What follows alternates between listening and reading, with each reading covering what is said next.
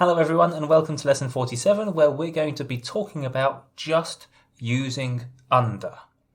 If you're a little bit confused, don't worry, I'll explain. Let me start off by saying that it's very, very easy, as we all know, to overcomplicate the issues you're writing about in legal writing. Just thinking about legal writing, but thinking about legal English might make you automatically think of complex structures and complex words and so on. But as I've tried to explain over the 46 lessons that we've looked at so far, it doesn't have to be that way. You can keep it very simple. As a matter of fact, I would advise you to do exactly that. Use complicated vocabulary in simple sentence structures to make sure that the reader will understand what it is that you're trying to write. In this lesson, when I talk about just using under, I'm going to tackle one of those areas that you might overcomplicate your legal English message.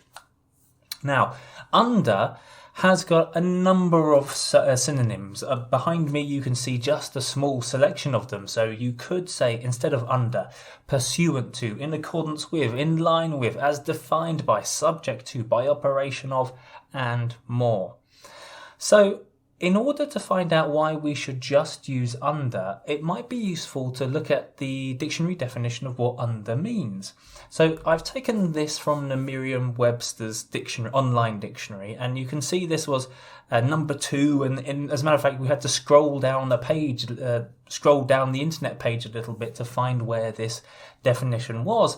But it says that under means subject to the authority, control, guidance, or instruction of something. So, for example, you can say that you served under someone. So here we've got a hierarchical position. So I served under the partner, for example, or I worked under my partner would be better. Under the terms of the contract, and this is the crux of the issue here. And then you've got a program that runs under any operating system. So if we think that under means subject to the authority, control, guidance, or instruction of something, then it makes the understanding and therefore the use of under that much clearer, because you might think under means this, whereas pursuant to means this, and you might think in accordance with means this. But if you remember that under means simply that something is subject to the authority, control, guidance, or instruction of something, then it makes life a little bit easier. I'll show you an example of how it does in just a second. Now, one thing you're going to say is that, okay, we have to use these different forms because I don't want to say under all of the time. And indeed, that's a trap. We will have a look at that in a second in the example. You don't want to say under. My advice to you, as it has been through all of the lessons that we've looked at so far, is don't be afraid of repetition, okay? The reason why we repeat is to keep things clear for the reader to understand. We want to avoid what Brian Garner calls elegant variation. Clarity is more important than style, and that's something that we should always remember. Okay, so let's have a look at an example you can see now. Pursuant to the Act, we must act in accordance with its Section 7. So here, if we follow the rules, we can see that pursuant to should be under, so under the Act, and then we must act in accordance with Section 7. So you would say we must act under Section 7. So the whole sentence would be, but under the Act, we must act under its Section 7, which of course doesn't sound very good. So we don't just make that simple change. What we do is we think about the sentence as a whole and we redraft the whole sentence. And if we do that, we might get something like this. We must act. You could include as directed if you wish to. You don't have to. We must act under Section 7 of the Act. Okay?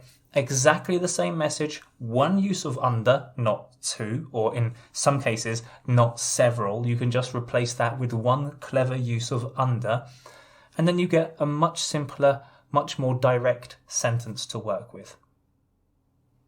Okay, so what are the teaching tips? Please don't fall into the trap of thinking that legal English is different. Okay, legal English is basically English with some legal vocabulary. That's how you should think of legal English. Legal English doesn't need complicated structures. It doesn't need overuse of words. It doesn't need unnecessarily used complex words. We can keep it simple if we want to, and keep that message simple in simple structures, and keep the vocabulary as easy to understand as possible. Now, there might be times where you've got to use legal vocabulary. Fine, in which case explain what that means. Don't be afraid of repetition, okay? I know some of you will be, that you are terrified you might make some style mistakes. Okay, but in trying to avoid those style mistakes, you then use elegant variation, which is then difficult to understand. You're now putting the message at risk of not being understood just because you want to use different vocabulary. From my point of view, that is not appropriate use of different vocabulary. That's putting the message at risk. We want the reader to understand the message. That's our goal. I want you to use this particular issue as a chance to think about redrafting. So in the example, you could see that we had to replace 2 examples or synonyms of under, but if then with that sentence we created, it is a little bit silly. So we could just redraft the sentence with 1 use of under and we get a better sentence. And so just by using under, we keep things simple. Now, as I've just explained, this might mean redrafting. So it's simple in terms of understanding, but more complex in terms of drafting. And that's where the skill is. Drafting something to be concise and to be clear and not to overuse synonyms is harder than just using lots and lots of words. Okay, this is a point that a number of writers of legal English doctrine make in the books that they have. It's easy to write a sentence with 40 words in it. It's much harder to write that same sentence with only 15 or 20. Okay guys, now it's time for you to try some redrafting questions. If you're watching this on Patreon, thank you very much for your support. Please click on the link below this video to download the worksheet.